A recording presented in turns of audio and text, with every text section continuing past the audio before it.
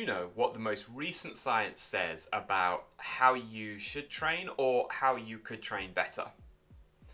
No? Well, then stick with us because that is the aim of this Elevate podcast. Each week, we will take a scientific paper or a scientific area of research, we will look at the findings, and then we will apply them to you in a real world way so that hopefully you can develop towards your goals and enjoy your sport more. And I say we because it's not just me. I'll be presenting these podcasts with my good friend Scott Finley. We have coached and trained together within triathlon and multisport and competed together for years. And Scott has an academic background, is currently studying a PhD, but is also a real world coach working one-to-one with athletes and within a club environment. So hopefully we have the experience on the academic side to marry that with how that's applied to you in the real world. So if that sounds of interest, we're going to keep these podcasts short and sweet. We'll take 20 to 30 minutes of your time, and hopefully it'll be really beneficial for you and you can enjoy these podcasts.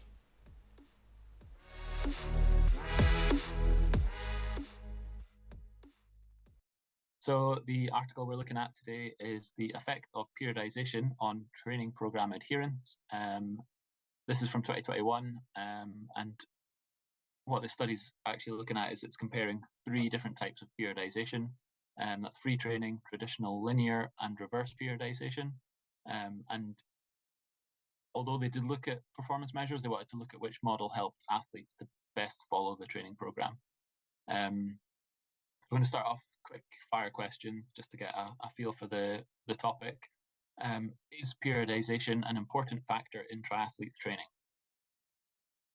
It might be. Can periodization help improve performance? It can do. And is it complicated and out of reach for amateur triathletes? Oh, repeat the question. Is it complicated and out of reach for amateur triathletes? No. Okay.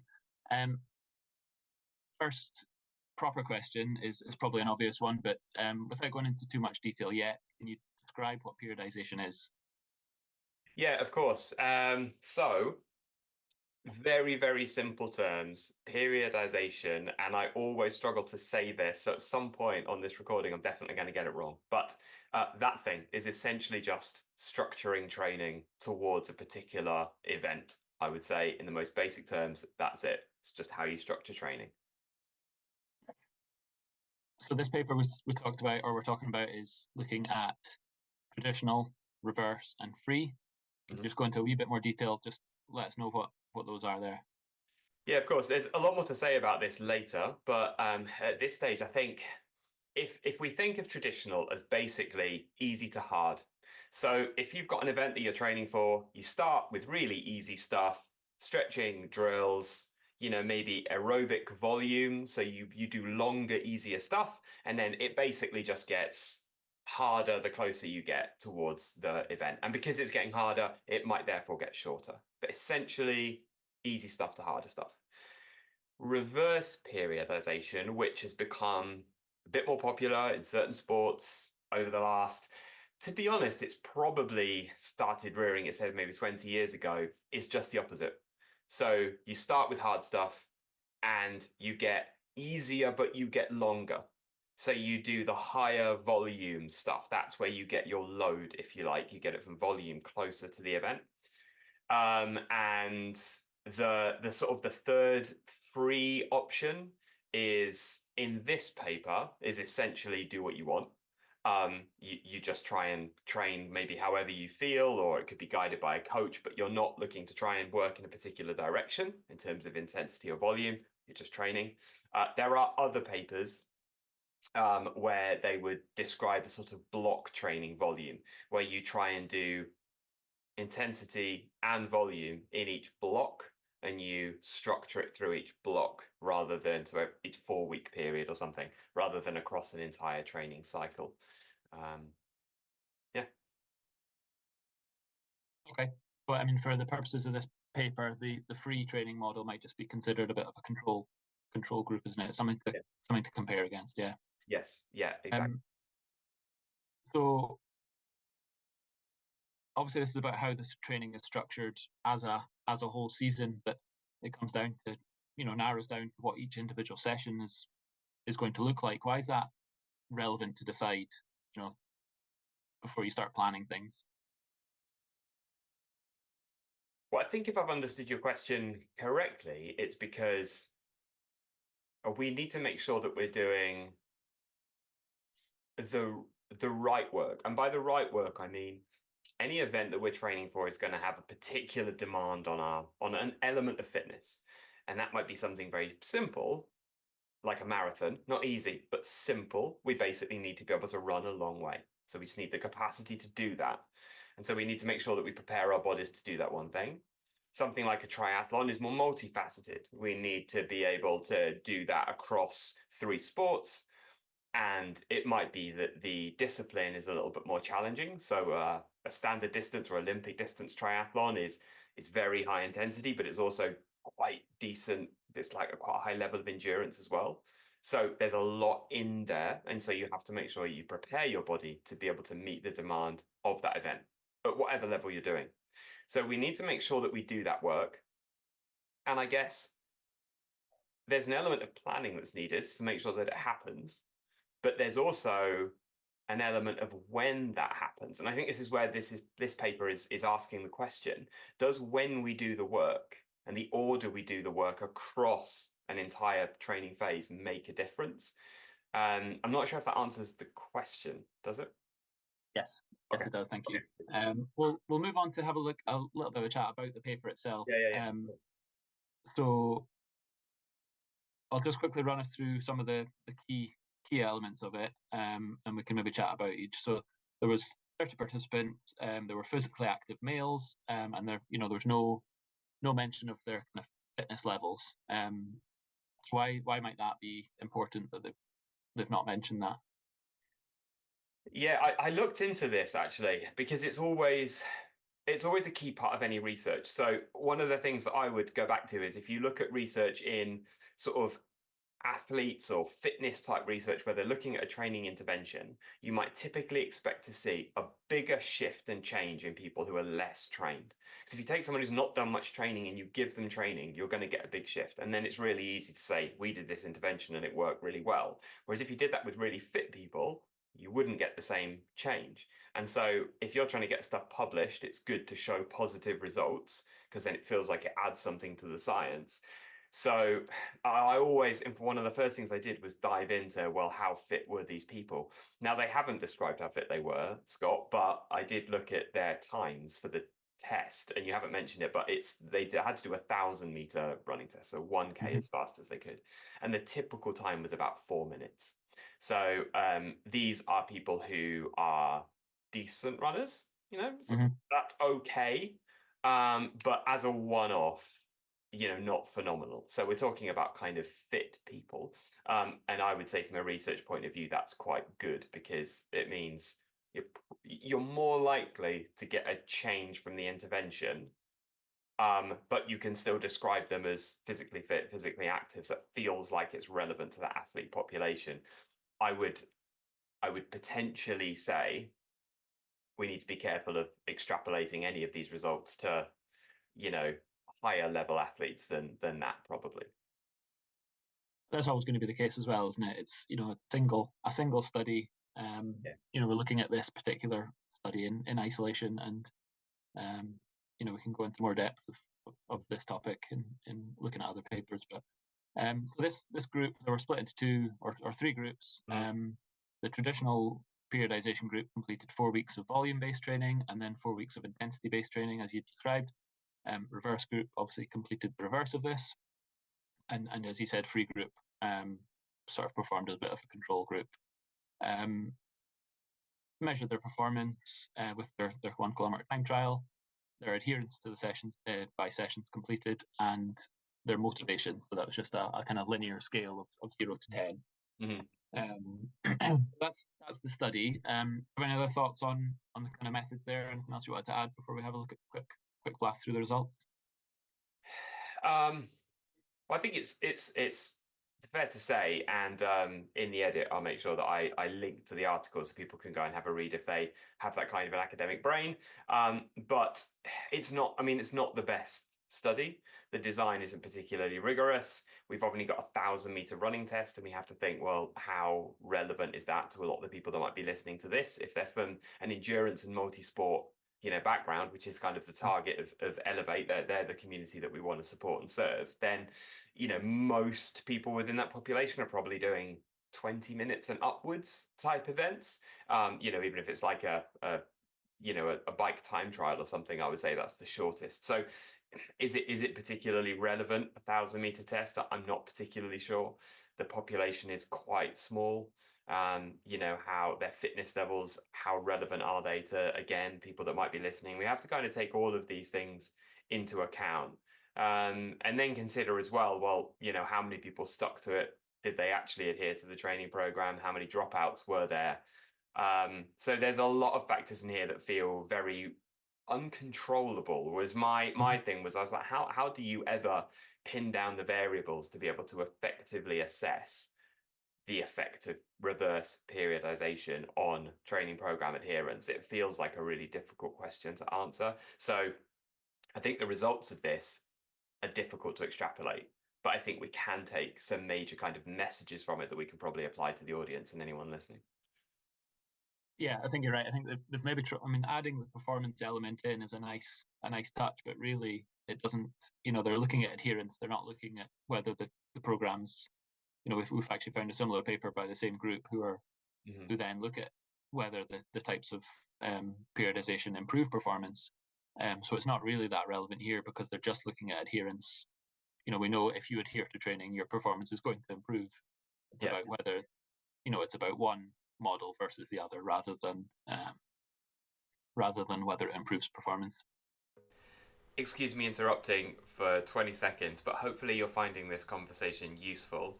If you are, please do one thing for us, and that is tell a friend about the podcast and about any of the other resources on Elevate that you're finding useful. That will really help us to build the platform and produce more content that will be more relevant and more beneficial to more people. Thanks for your help. Now, back to the conversation. So just quickly on the results, there was a significant decrease in the heart rate during the run with the reverse periodization group. My sound broke up there, Scott. So there was a significant decrease in the heart rate of the reverse periodization group. That's right? Yes. During the run, yeah. And then the only other real difference was there was a significant difference between the free training group and the reverse periodization in adherence and motivation, I think. So, I mean, does that surprise you as a coach? Yeah, great question. And I think this is where we start to get into it really. One of the variables that I was sort of alluding to earlier was the fact that I think part of where the periodization works, and remember at the top of the recording, I said this is essentially how we plan training. Whether it works, whether we adhere to it, what our motivation levels are like through it, depends very much on our personality. Are you slightly, if I speak about personality types, we've got introverts and extroverts, and we've got thinkers and feelers as a very basic model. Are you a thinker, someone who's quite data led? Do you like research and analysis and structure and all of those things? In which case, a periodized training model can work really, really well. And so I'd expect that to work, and this kind of an intervention to work for someone like that.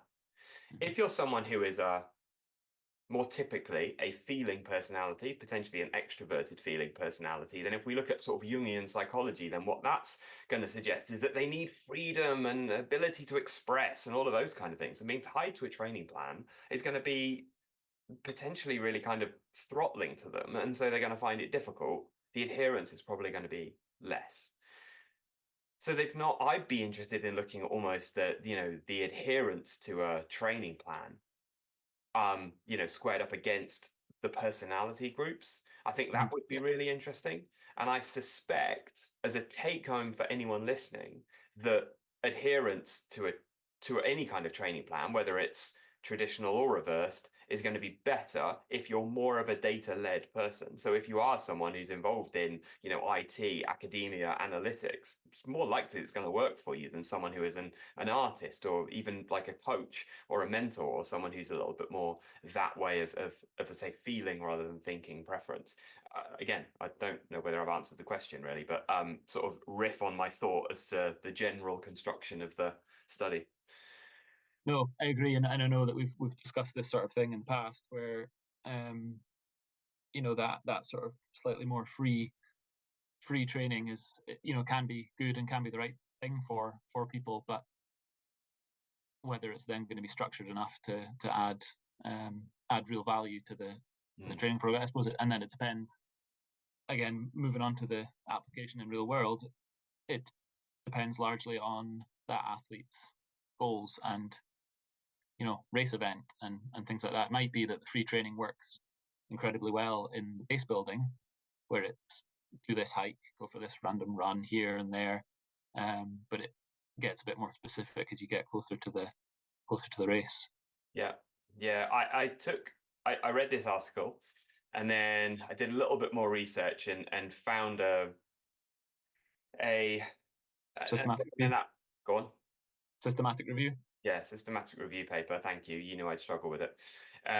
Systematic review paper that looked at all of the articles that have been produced, all of the research has been produced around this idea of periodization. And essentially, when I read through that, what I took from it and this paper is, again, for anyone listening, it's just that you need to do the work. The most important thing would be, what are the demands of your event? Then you have to find a way to do all of the training that you need to do to make sure you're prepared for it in some way, shape, or form at some point. And so that's the really important thing is, you can't, if you're doing, let's say, a marathon or a triathlon or something that is a demand for you, you need to do the training. So there has to be kind of an honest, mindful sort of conversation with yourself. Or this is where coaches and mentors come in really useful, where you can kind of run this by someone else and a kind of, third party voice or whatever. You just need to make sure that you do the work that's needed. Then, if it suits you and if you can do it and if you have the support, expertise, coaching, whatever it might be, to be able to structure that in a particular way, that's then where we have a conversation about what's the right model of periodization for you. And is it reverse or traditional or block or free? I would say to anyone listening, the big thing is, what's the demand of the event? Okay, so what do you need to do? Make sure that you do it at some point in your training. Is that kind of fair? Would you agree? Yeah, yeah, definitely. And that kind of answers my next question, which was essentially this. So looking at this paper specifically, it seems to suggest that it concludes that reverse periodization is marginally better from a motivation and adherence point of view. Which again, this is one paper in isolation. Um, Someone might read this and think, right, I'm going to do some reverse periodization. Someone brand new to training,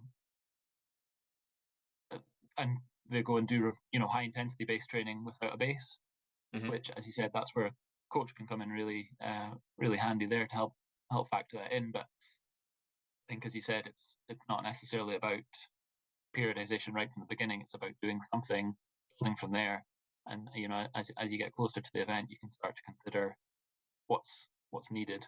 Hmm.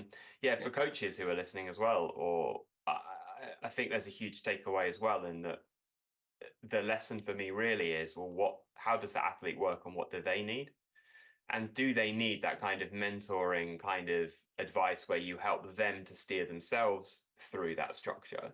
Or are they someone who actually needs more of a, here are the sets and the reps and this is what we do? It's like, that kind of classic model of coaching is, here are the sets and reps, these are the sessions, do them. I think when we talk about periodization, we start to look into the research, we see that that just doesn't work for everyone and every event. And so what we might need to do is to have more of a view of having, here are the menu of sessions, the stuff that you need to do, right? You need to eat everything on the menu before your event, but when you do it and how you do it and what order you do it is important. And one of the things that comes out again of the research is that the specifically in terms of adherence, giving an athlete or as an athlete, yourself, having some choice over what you do and when you do it and how you do it is really important. And it's not talked about here, but I would also say that that's even more important for female athletes because there we're also dealing with the impact of a menstrual cycle and the fact that each week your body is essentially different, every month. If you have a nice sort of regular cycle, and if you don't have a regular cycle, then even more so, you might need to actually just react to how your body is on that day or that week within that kind of phase so that you can get the most out of yourself rather than pre-planning it and trying to wrestle a square peg into a round hole. Which is a very difficult concept, normally because you're battling with training fatigue and potentially illness and little bouts of injury and things like that, and you've got that constant battle in your head of, am I not doing this session because it's the right thing to do, or am I doing it because I want to sleep in for an extra hour? Yeah. So yeah, a difficult balance, and again maybe another tick box for needing a coach or having someone you can talk to about things. Yeah, I think so. It's where if you're data led, things like HRV can come in really useful. You can actually wake up and go, oh, I feel really rubbish today. Look at the data. Actually, the data says I'm fine. Maybe I just need to push through. Um, it's where a coach can really help. I always think that if you don't have either of those things, it really just is you on your own, then a good model is to kind of say, right, I'm going to turn up to the session whatever that means. It might just be putting on your shoes and going out the front door, or it might be going to the pool or to the gym. I'm going to start, and then when I start that session, my body will probably give me the feedback that I need to know, whether it's right or not. I was supposed to do a threshold session yesterday, and actually I went out and I thought, oh, I feel a bit rubbish. I'll just give it a go. And I knew like 2 minutes into the first rep, I was just too tired for a number of reasons to be able to actually do that. So I thought it's much better for me to do a better quality aerobic session, and then I'll just have another go at the threshold thing, today or the next time that I run. And then but there has to be a very mindful, honest conversation with yourself or someone else, or else, like you say, you can just end up lying in every day and never quite doing the work. And as we said, the crucial thing is to make sure you do the work at some point through that training phase. Yeah, good. Any other final points to add on there about the periodization, or are we happy to? Um, there was one in terms of this study specifically. So you Yeah. mentioned earlier, and people might have missed it if they're listening, that one of the things that you did see a shift in was that basically the aerobic capacity of the reverse periodization group improved. So this was the group that had done more aerobic work directly before the test. And I thought that was interesting because what it told me was the work you do right before the event or the test or whatever the measure is the one that's going to influence it the most. So their performance didn't improve, but their aerobic capacity did because their heart rate was lower at the same kind of pace, at the same intensity than they'd run before. And so again, that emphasizes the point for anyone listening. I think I'd say, what's the takeaway here? Is that the work you do right before your event is really relevant to how that event goes. So my big takeaway is that we almost not forget periodization models, but what we think of is moving from non-specific to specific. What are the demands of your event? Those are the things that you should be focusing on in the certainly 4, but probably 6, I would say at least 8 weeks before an event. If it's a marathon, you're mainly doing marathon-y sort of stuff just before the event. I think that that's really important. If it's a triathlon, it's specific. And then not only are you physically preparing yourself in a relevant way, but you're also giving yourself your testing kit, nutrition, Mhm. psychology, logistics, whatever, in a kind of a relevant training environment. And that means that then when you get to the actual event itself, you're like, well, I've done this, all of these pieces several times in the last few weeks. And I think psychologically, that's a really good thing. If you come into a marathon and you go, I did all my volume 3 months ago, and I've just been running fast recently, I'm not saying that would impact performance. It might not. But I think it could impact psychology potentially even more. And so big take home would be do the work and make sure that the most relevant work to your event is as close to the event as possible. And one final point from me as well is that